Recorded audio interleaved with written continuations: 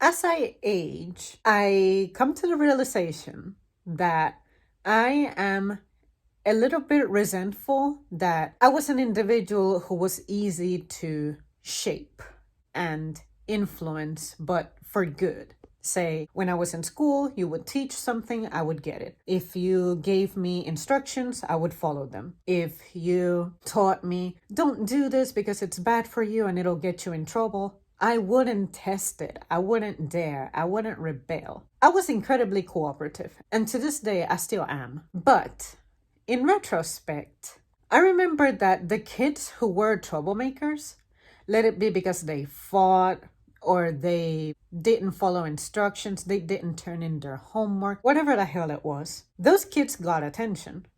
Even if it was the wrong kind of attention, they raised questions, concerns, red flags, alarms would go off. Energy would be redirected to them. In that process, the individuals like me who were straight A students, or in the present, good workers, good at paying their bills, good drivers, never done drugs, never smoked, never been in a fight, never been in jail, never gotten a ticket, all of those things. Because we are not giving problems, we're not really talked to. We're not really looked at. We're not really given much attention because we are functional. And because we are functional, people end up being incredibly flabbergasted when that person who excels does something that's stupid or ends up ruining their lives in the most pitiful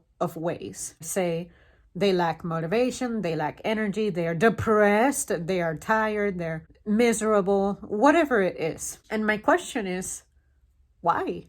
Why does that shock you? Basically, what I'm trying to convey today is, what the hell can you do to make sure that you as an adult, as a teacher, as a parent, as a manager, whoever or whatever you are, whatever title it is that you hold that makes you responsible for how a human performs under your authority, why is it that you tend to give all your energy to the problematic people while neglecting the people who are doing well?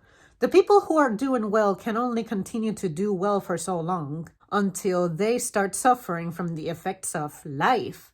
Because life happens. You may get sick, you may get tired, your motivation may be destroyed, whatever it is. But if the high-performing person, functional person, starts giving issues, it's almost like we get penalized for it. It's like immediately, the first thing I hear, which I have put this to the test before I made this video, immediately the first thing that I was told is, don't do this to me, or why are you doing this, or this and that and the other. And I'm like, you didn't think that stuff could work if you kept doing what you're doing, right? Like neglecting people like me.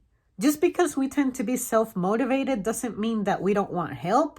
We don't want words of encouragement. We don't want support.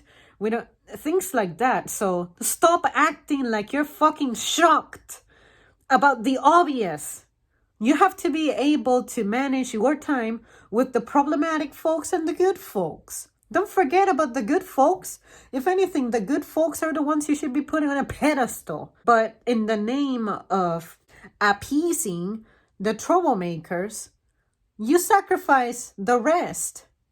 Why? Stop doing that. When I tell people how I just did not care for school, like say higher education, and how I really don't care about getting a more prestigious career or things like that, and why I really don't want to complicate my life, people are just shocked in the most stupid of ways to me. And I'm like, yeah, just because I'm the best worker, the best student, the best child, the best girlfriend, all of that, it doesn't mean that I'm happy.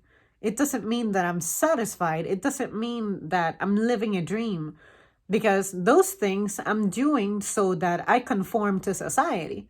Because otherwise I'm going to be treated like I'm crazy, like I'm problematic, like I'm mad, whatever. And I seriously do not want to deal with that, and I don't have time for that. If you want for my attitude to change, your management style must change as well. What a concept! basically, what I'm trying to get at with this is, if you ever meet somebody who you used to know from ages ago and you're like, you used to be on top of everything, you used to know how to manage your kids, you used to be the best student, you used to be the best at whatever sport, so on and so forth. Try to figure out what their lives was like when it comes to the attention they were receiving. Were they the child that was neglected because they were high functioning? That's what happened to me when I was a kid. Because I didn't give problems, because I was healthy, because my grades were good and everything, all the energy was dedicated to my other siblings because they were problematic. But I'm thinking, well, I don't see why I had to be punished with being left alone, abandoned, and like say, oh, I don't need to monitor Zam because I know that she's doing her homework like she's supposed to, or I know that she will show up to her classes like she's supposed to.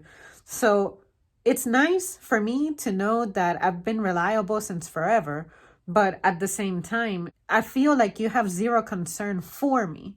And if something were to happen, I feel like I would get punished worse, more severely, or like the expectation of me is unfairly greater because that's what I got you used to.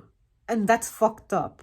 So, anyways, you guys, please talk to me on this. Have you experienced this? Have you witnessed this? Have you heard anybody suffer from this and explain it like this? Or maybe you know somebody who is just like this. They fit this profile, but you didn't know what to tell them. Let me know, because me personally, fortunately, I'm at a point where I have let go of my past. Like the things that haunted me, the things that made me not want to get up in the morning, and all those insecurities and demons and whatnot. I cannot say that they have 100% disappeared, but at least they're 90% gone. It's something that I can retrospect and look at without resentment. But now I just want to put the word out there to let you know that I went through that shit. And these are the consequences that it had on me, the effects it had on me. So maybe one day you'll meet somebody, or maybe you are that person who's going through something like this and you just don't know how to handle it.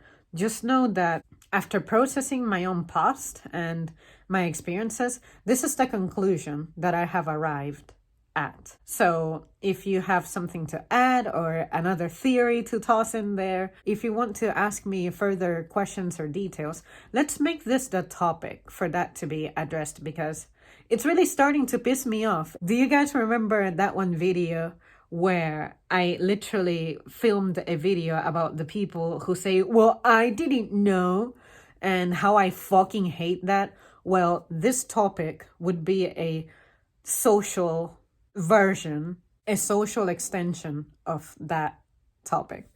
And hopefully you guys see what I mean. All right, guys. Well, thanks so much for tuning in, and I'll see you soon.